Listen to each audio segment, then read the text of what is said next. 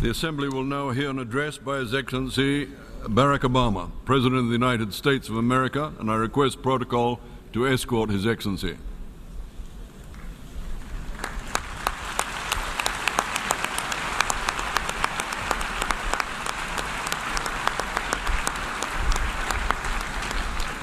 On behalf of the General Assembly, I have the honor to welcome to the United Nations His Excellency Barack Obama, President of the United States of America, and to invite him to address the Assembly.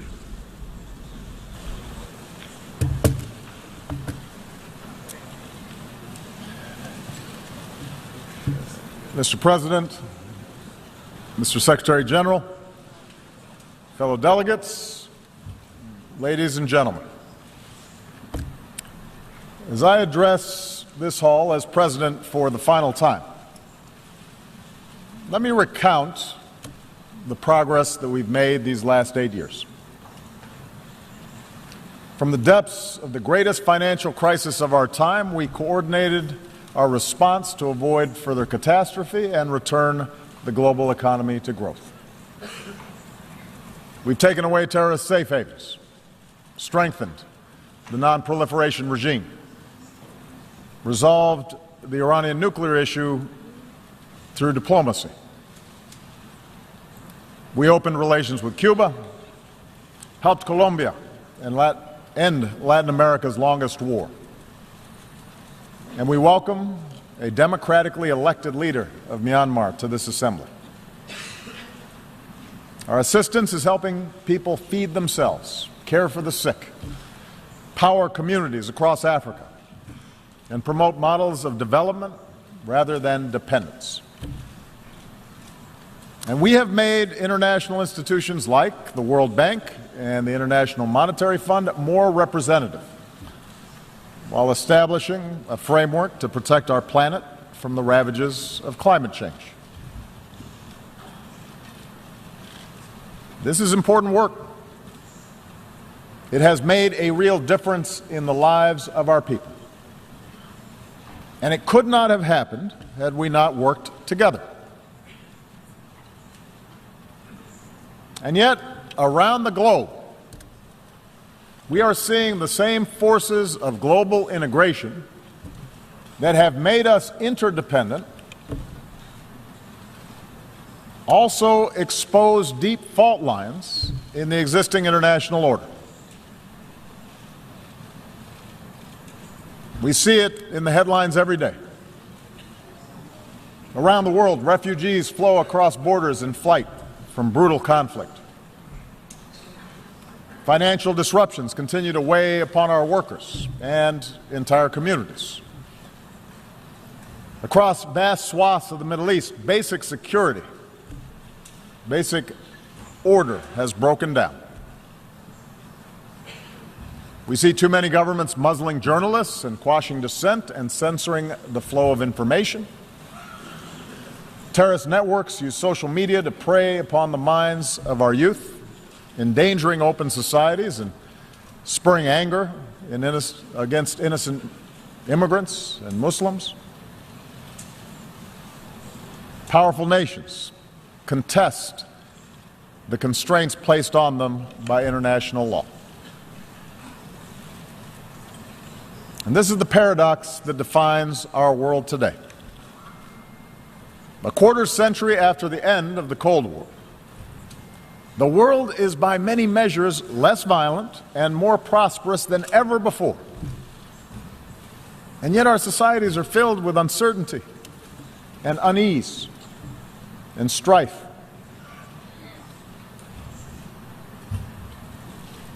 Despite enormous progress, as people lose trust in institutions, governing becomes more difficult, and tensions between nations become more quick to surface. And so I believe that at this moment, we all face a choice. We can choose to press forward with a better model of cooperation and integration, or we can retreat into a world sharply divided and ultimately in conflict along age-old lines of nation and tribe and race and religion. I want to suggest to you today that we must go forward and not backward. I believe that as imperfect as they are, the principles of open markets and accountable governance, of democracy and human rights and international law that we have forged remain the firmest foundation for human progress in this century. I make this argument not based on theory or ideology, but on facts. Facts that all too often we forget in the immediacy of current events. Here's the most important fact. The integration of our global economy has made life better for billions of men, women, and children. Over the last 25 years, the number of people living in extreme poverty has been cut from nearly 40% of humanity to under 10%. That's unprecedented. And it's not an abstraction. It means children have enough to eat.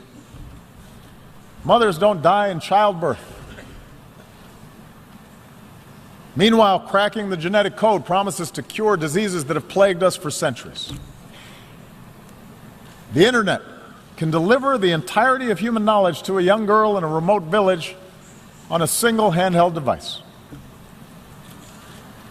In medicine and in manufacturing and education and communications, we're experiencing a transformation of how human beings live on a scale that recalls the revolutions in agriculture and industry. And as a result, a person born today is more likely to be healthy, to live longer, and to have access to opportunity than at any time in human history. Moreover, the collapse of colonialism and communism has allowed more people than ever before to live with the freedom to choose their leaders. Despite the real and troubling areas where freedom appears in retreat, the fact remains that the number of democracies around the world has nearly doubled in the last 25 years. In remote corners of the world, citizens are demanding respect for the dignity of all people, no matter their gender or race or religion or disability or sexual orientation. And those who deny others dignity are subject to public reproach. An explosion of social media has given ordinary people more ways to express themselves and has raised people's expectations for those of us in power.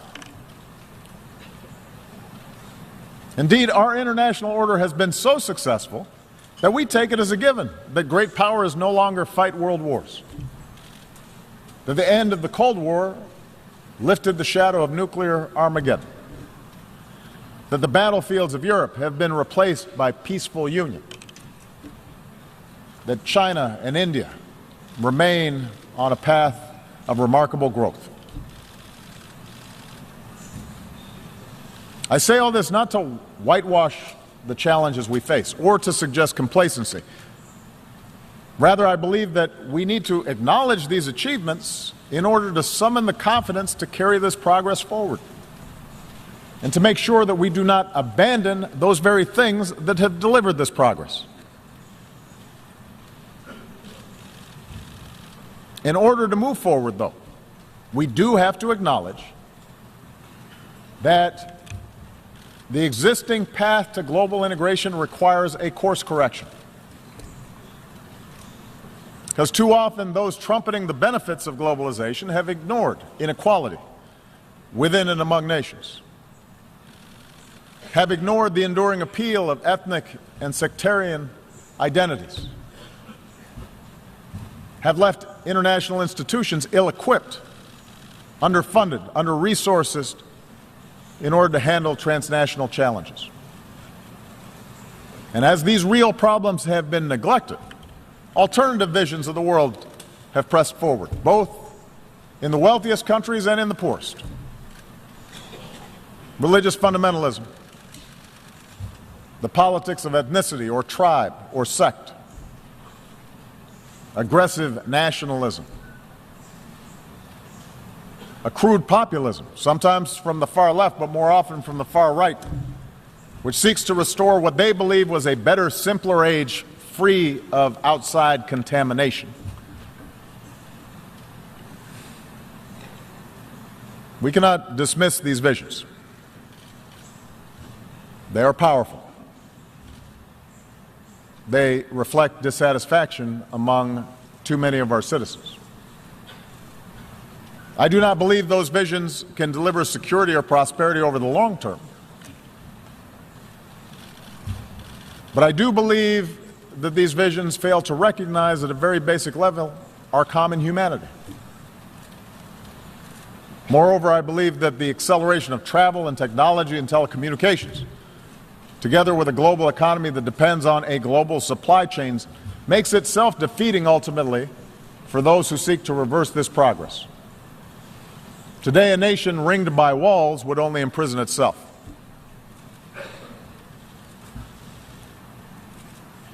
So the answer cannot be a simple rejection of global integration. Instead, we must work together to make sure the benefits of such integration are broadly shared, and that the disruptions, economic, political, and cultural, that are caused by integration are squarely addressed. Now, this is not the place for a detailed policy blueprint, but let me offer in broad strokes those areas where I believe we must do better together.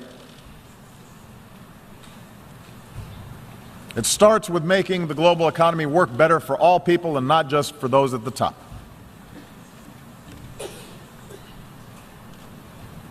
While open markets, capitalism have raised standards of living around the globe, globalization combined with rapid progress in technology has also weakened the position of workers and their ability to secure a decent wage. In advanced economies like my own, unions have been undermined, and many manufacturing jobs have disappeared. Often, those who benefit most from globalization have used their political power to further undermine the position of workers. In developing countries, labor organizations have often been suppressed, and the growth of the middle class has been held back by corruption and underinvestment. Mercantilist policies pursued by governments with export-driven models threaten to undermine the consensus that underpins global trade. And meanwhile, global capital is too often unaccountable. Nearly $8 trillion stashed away in tax havens, and a shadow banking system that grows beyond the reach of effective oversight. A world in which 1% of humanity controls as much wealth as the other 99% will never be stable. I understand that the gaps between rich and poor are not new, but just as the child in a slum today can see the skyscraper nearby, technology now allows any person with a smartphone to see how the most privileged among us live and the contrast between their own lives and others. Expectations rise then, faster than governments can deliver, and a pervasive sense of injustice undermines people's faith in the system. So how do we fix this imbalance? We cannot unwind integration any more than we can stuff technology back into a box, nor can we look to failed models of the past. If we start resorting to trade wars, market-distorting subsidies, beggar-thy-neighbor policies, an over-reliance on natural resources instead of innovation, these approaches will make us poor collectively, and they are more likely to lead to conflict. And the stark contrast between, say, the success of the Republic of Korea and the wasteland of North Korea shows that central planned control of the economy is a dead end. But I do believe there's another path, one that fuels growth and innovation and offers the clearest route to individual opportunity, and national success. It does not require succumbing to a soulless capitalism that benefits only the few, but rather recognizes that economies are more successful when we close the gap between rich and poor, and growth is broadly based. And that means respecting the rights of workers so they can organize into independent unions and earn a living wage. It means investing in our people, their skills, their education, their capacity to take an idea and turn it into a business. It means strengthening the safety net that protects our people from hardship and allows them to take more risks, to look for a new job or start a new venture. These are the policies that I've pursued here in the United States, and with clear results. American businesses have created now 15 million new jobs. After the recession, the top 1% of Americans were capturing more than 90% of income growth, but today that's down to about half. Last year, poverty in this country fell at the fastest rate in nearly 50 years. And with further investment in infrastructure and early childhood education and basic research, I'm confident that such progress will continue. So just as I've pursued these measures here at home, so has the United States worked with many nations to curb the excesses of capitalism, not to punish wealth, but to prevent repeated crises that can destroy it. That's why we've worked with other nations to create higher and clearer standards for banking and taxation. Because a society that asks less of oligarchs than ordinary citizens will rot from within. That's why we've pushed for transparency and cooperation in rooting out corruption and tracking illicit dollars. Because markets create more jobs when they're fueled by hard work and not the capacity to extort a bribe. That's why we've worked to reach trade agreements that raise labor standards and raise environmental standards, as we've done with the Trans-Pacific Partnership, so that the benefits are more broadly shared. And just as we benefit by combating inequality within our countries, I believe advanced economies still need to do more to close the gap between rich and poor nations around the globe. This is difficult politically. It's difficult to spend on foreign assistance. But I do not believe this is charity. For the small fraction of what we spent at war in Iraq, we could support institutions so that fragile states don't collapse in the first place, and invest in emerging economies that become markets for our goods. It's not just the right thing to do, it's the smart thing to do. And that's why we need to follow through on our efforts to combat climate change. If we don't act boldly, the bill that could come due will be mass migrations and cities submerged and nations displaced and food supplies decimated and conflicts born of despair. The Paris Agreement gives us a framework to act, but only if we scale up our ambition, and there must be a sense of urgency about bringing the agreement into force and helping poorer countries leapfrog destructive forms of energy. So for the wealthiest countries, a green climate fund should only be the beginning. We need to invest in research and provide market incentives to develop new technologies and then make these technologies accessible and affordable for poorer countries. And only then can we continue lifting all people up from poverty without condemning our children to a planet beyond their capacity to repair. So, we need new models for the global marketplace, models that are inclusive and sustainable.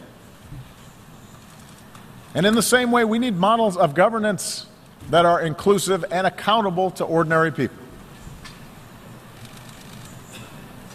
I recognize not every country in this hall is going to follow the same model of governance. I do not think that America can or should impose our system of government on other countries.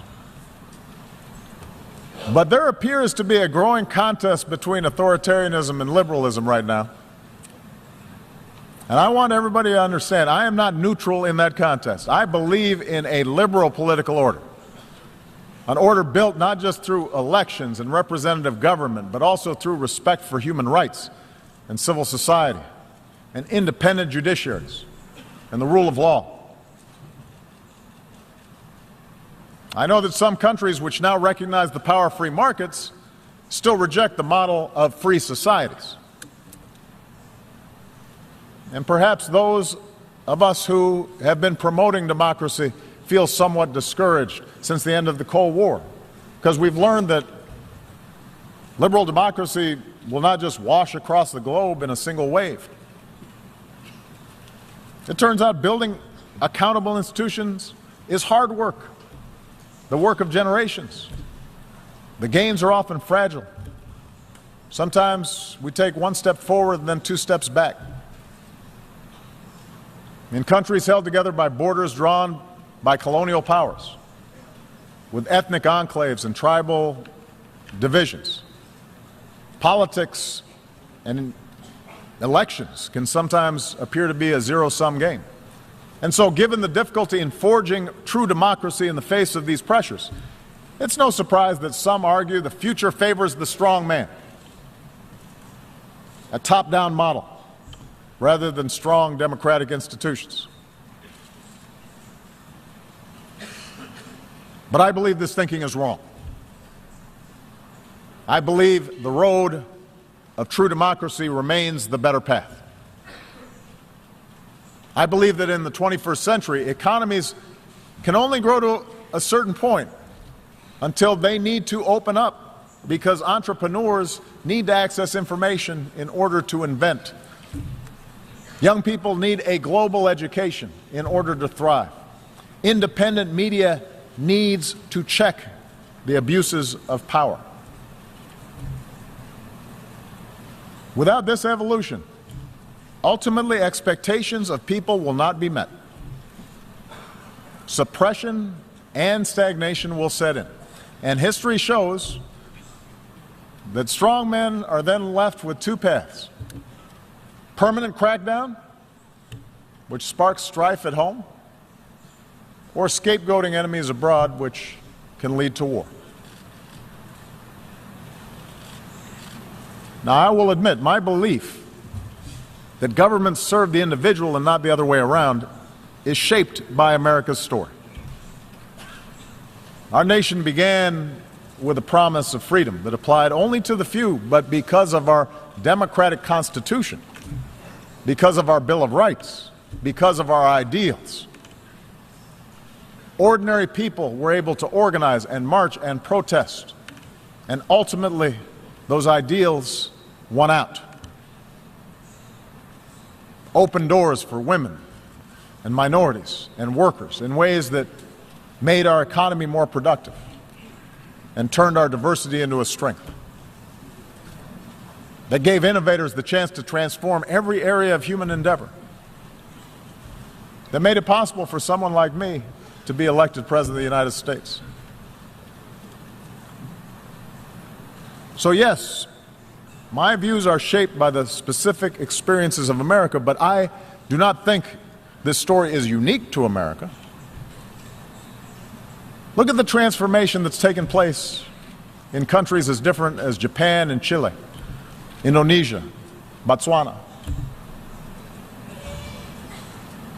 The countries that have succeeded are ones in which people feel they have a stake. In Europe, the progress of those countries in the former Soviet bloc that embraced democracy stand in clear contrast to those that did not.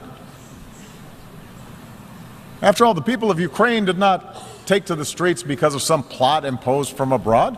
They took to the streets because their leadership was for sale, and they had no recourse. They demanded change because they saw life get better for people in the Baltics and in Poland, societies that were more liberal and democratic and open than their own.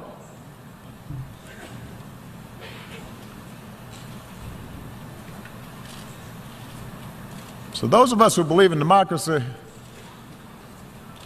we need to speak out forcefully because both the facts and history, I believe, are on our side.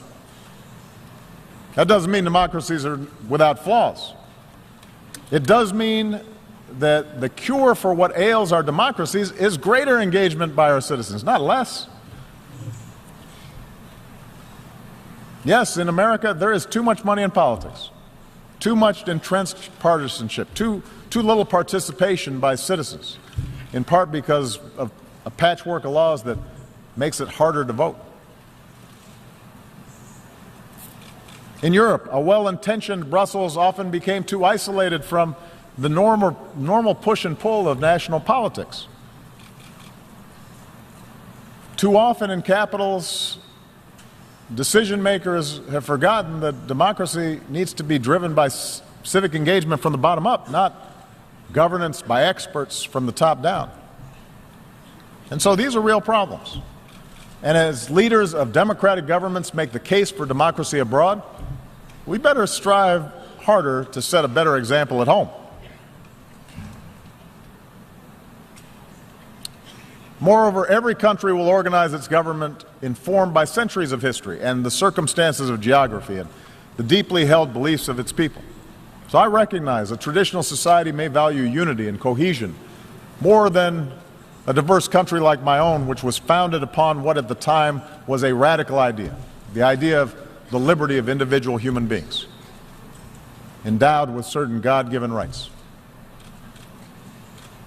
But that does not mean that ordinary people in Asia or Africa or the Middle East somehow prefer arbitrary rule that denies them a voice in the decisions that can shape their lives. I believe that spirit is universal.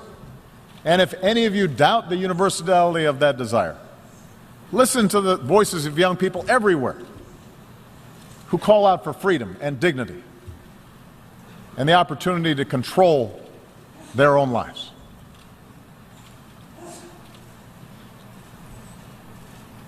This leads me to the third thing we need to do. We must reject any forms of fundamentalism or racism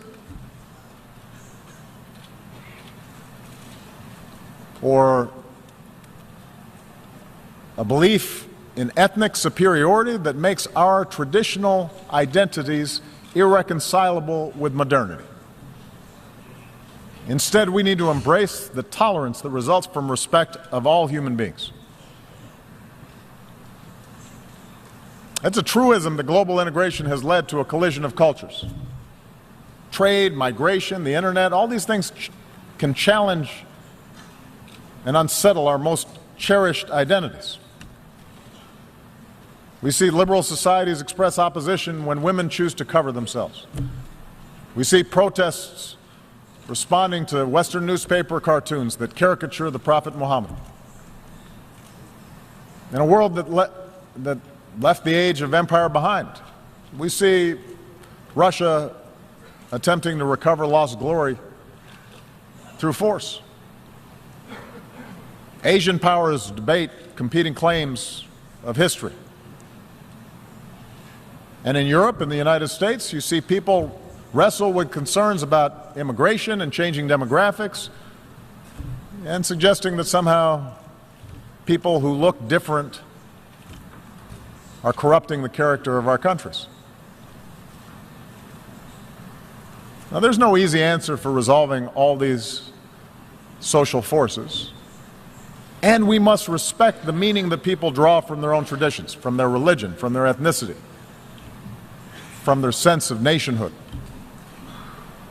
But I do not believe progress is possible if our desire to preserve our identities gives way to an impulse to dehumanize or dominate another group.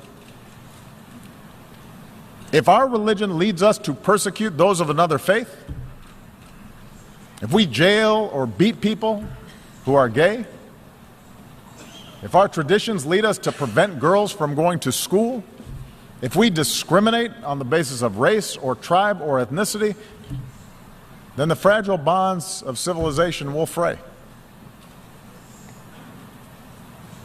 The world is too small. We are too packed together. for us to be able to resort to those old ways of thinking. We see this mindset in too many parts of the Middle East. There, so much of the collapse in order has been fueled because leaders sought legitimacy not because of policies or programs, but by resorting to persecuting political opposition or demonizing other religious sects, by narrowing the public space to the mosque, where in too many places perversions of a great faith were tolerated. And these forces built up for years and are now at work helping to fuel both Syria's tragic civil war and the mindless medieval menace of ISIL. The mindset of sectarianism and extremism and bloodletting and retribution that has been taking place will not be quickly reversed. And if we are honest, we understand that no external power is going to be able to force different religious communities or ethnic communities to coexist for long. But I do believe we have to be honest about the nature of these conflicts. And our international community must continue to work with those who seek to build rather than to destroy. And there is a military component to that. It means being united and relentless in destroying networks like ISIL, which show no respect for human life. But it also means that in a place like Syria, where there is no ultimate military victory to be won, we're going to have to pursue the hard work of diplomacy that aims to stop the violence and deliver aid to those in need and support those who pursue a political settlement and can see those who are not like themselves as worthy of dignity and respect. Across the region's conflicts, we have to insist that all parties recognize a common humanity and that nations end proxy wars that fuel disorder. Because until basic questions are answered about how communities coexist, the embers of extremism will continue to burn, countless human beings will suffer, most of all in that region, but extremism will continue to be exported overseas. And the world is too small for us to simply be able to build a wall and prevent it from affecting our own societies. And what is true in the Middle East is true for all of us. Surely religious traditions can be honored and upheld while teaching young people science and math rather than intolerance. Surely we can sustain our unique traditions while giving women their full and rightful role in the politics and economics of a nation.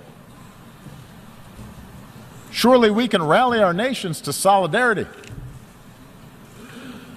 while recognizing equal treatment for all communities, whether it's a religious minority in Myanmar or an ethnic minority in Burundi or a racial minority right here in the United States. And surely Israelis and Palestinians will be better off if Palestinians reject incitement and recognize the legitimacy of Israel. But Israel recognizes that it cannot permanently occupy and settle Palestinian land.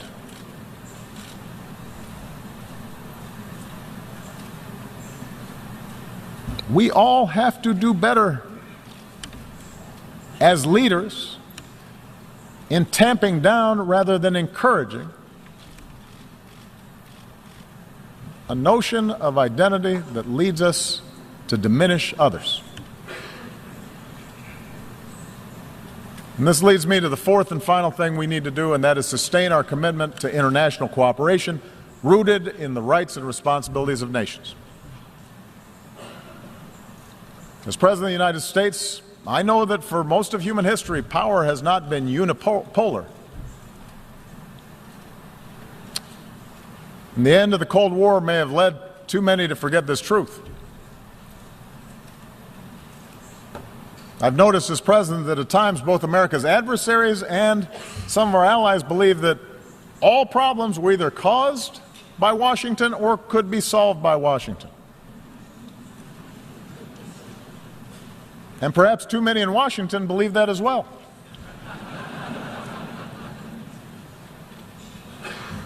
But I believe America has been a rare superpower in human history insofar as it has been willing to think beyond narrow self-interest.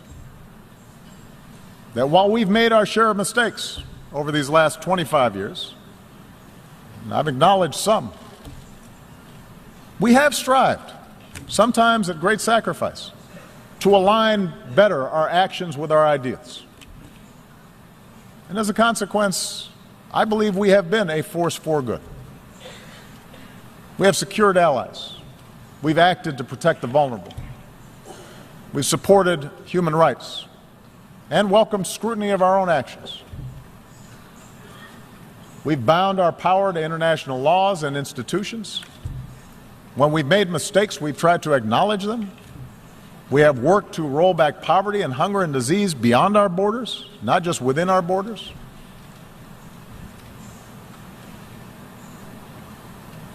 I'm proud of that.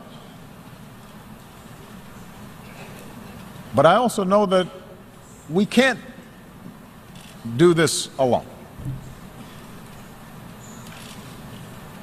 And I believe that if we're to meet the challenges of this century, we are all going to have to do more to build up international capacity. We cannot escape the prospect of nuclear war unless we all commit to stopping the spread of nuclear weapons and pursuing a world without them.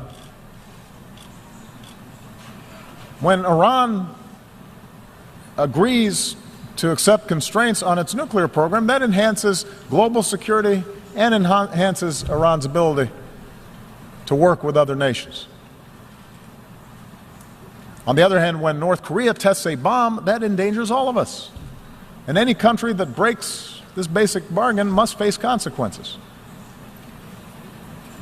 And those nations with these weapons, like the United States, have a unique responsibility to pursue the path of reducing our stockpiles and reaffirming basic norms like the commitment to never test them again. We can't combat a disease like Zika that recognizes no borders. Mosquitoes don't respect walls, unless we make permanent the same urgency that we brought to bear against Ebola, by strengthening our own systems of public health, by investing in cures and rolling back the root causes of disease, and helping poorer countries develop a public health infrastructure.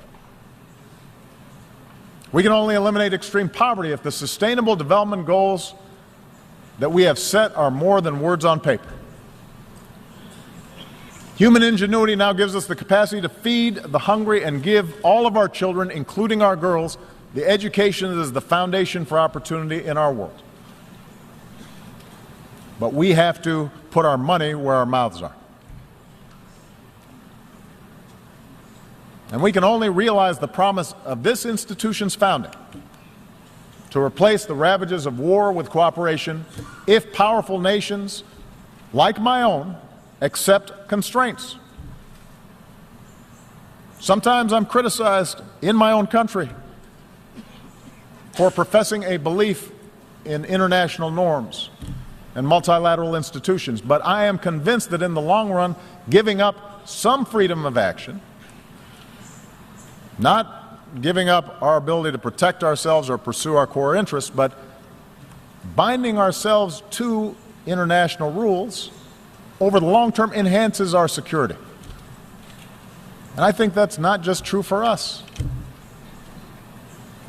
If Russia continues to interfere in the affairs of its neighbors, it may be popular at home, it may fuel nationalist fervor for a time, but over time it is also going to diminish its stature and make its borders less secure. In the South China Sea, a peaceful resolution of disputes offered by law will mean far greater stability than the militarization of a few rocks and reefs. We are all stakeholders in this international system, and it calls upon all of us to invest in the success of institutions to which we belong. And the good news is that many nations have shown what kind of progress is possible when we make those commitments. Consider what we've accomplished here. over the past few years. Together, we mobilized some 50,000 additional troops for UN peacekeeping, making them nimble, better equipped, better prepared to deal with emergencies. Together, we established an open government partnership so that increasingly transparency empowers more and more people around the globe. And together, now, we have to open our hearts and do more to help refugees who are desperate for a home. We should all welcome the pledges of increased assistance that have been made at this General Assembly gathering.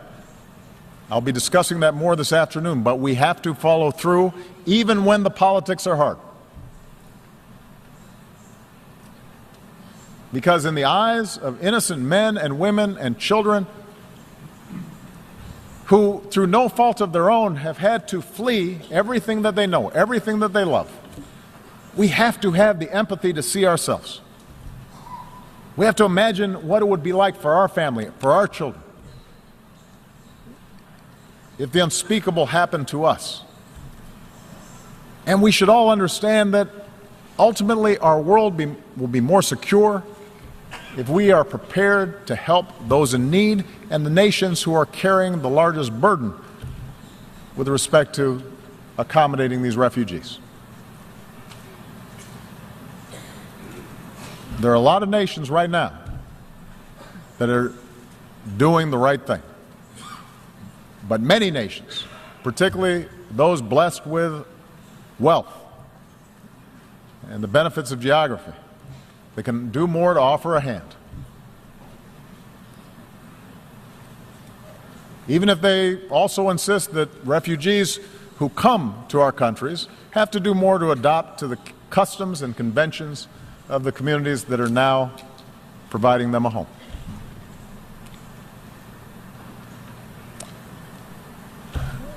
Let me conclude by saying that I recognize history tells a different story than the one that I've talked about here today. There's a much darker and more cynical view of history that we can adopt. Human beings are too often motivated by greed and by power. Big countries, for most of history, have pushed smaller ones around. Tribes and ethnic groups and nation-states have very often found it most convenient to define themselves by what they hate and not just those ideas that bind them together.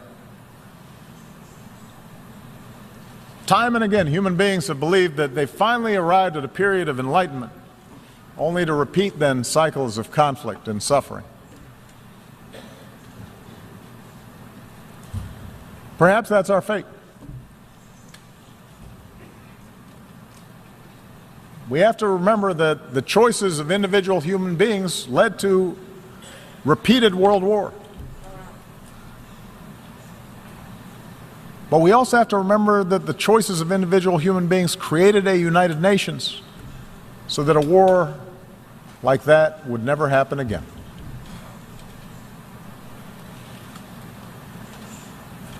Each of us, as leaders, each nation, can choose to reject those who appeal to our worst impulses and embrace those who appeal to our best. For we have shown that we can choose a better history. Sitting in a prison cell, a young Martin Luther King Jr. wrote that human progress never rolls on the wheels of inevitability. It comes through the tireless efforts of men willing to be co-workers with God. And during the course of these 8 years, as I've traveled to many of your nations, I have seen that spirit in our young people, who are more educated and more tolerant and more inclusive and more diverse and more creative than our generation, who are more empathetic and compassionate towards their fellow human beings than previous generations. And yes, some of that comes with the idealism of youth, but it also comes with young people's access to information about other peoples and places. An understanding unique in human history that their future is bound with the fates of other human beings on the other side of the world. I think of the thousands of healthcare workers from around the world who volunteered to fight Ebola. I remember the young entrepreneurs I met who are now starting new businesses in Cuba. The parliamentarians who used to be, just a few years ago, political prisoners in Myanmar. I think of the girls who have braved taunts or violence just to go to school in Afghanistan. And the university students who started programs online to reject the extremism of organizations like ISIL. I draw strength from the young Americans, entrepreneurs, activists, soldiers, new citizens who are remaking our nation once again, who are unconstrained by old habits and old conventions and unencumbered by what is, but are instead ready to seize what ought to be.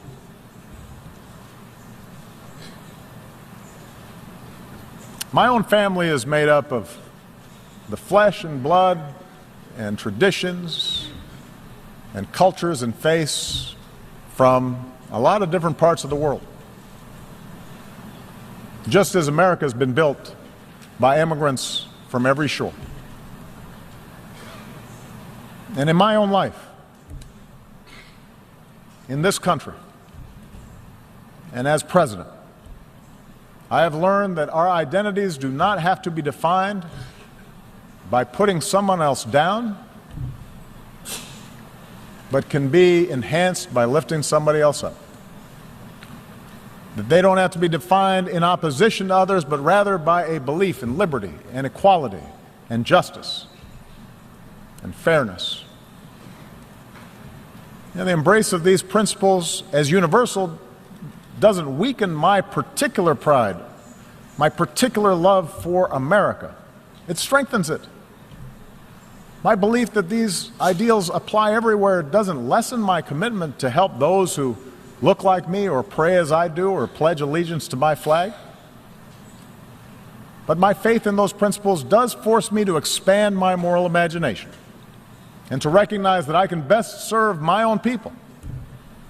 I can best look after my own daughters by making sure that my actions seek what is right for all people and all children and your daughters and your sons. This is what I believe, that all of us can be co-workers with God. And our leadership and our governments and this United Nations should reflect this irreducible truth. Thank you very much.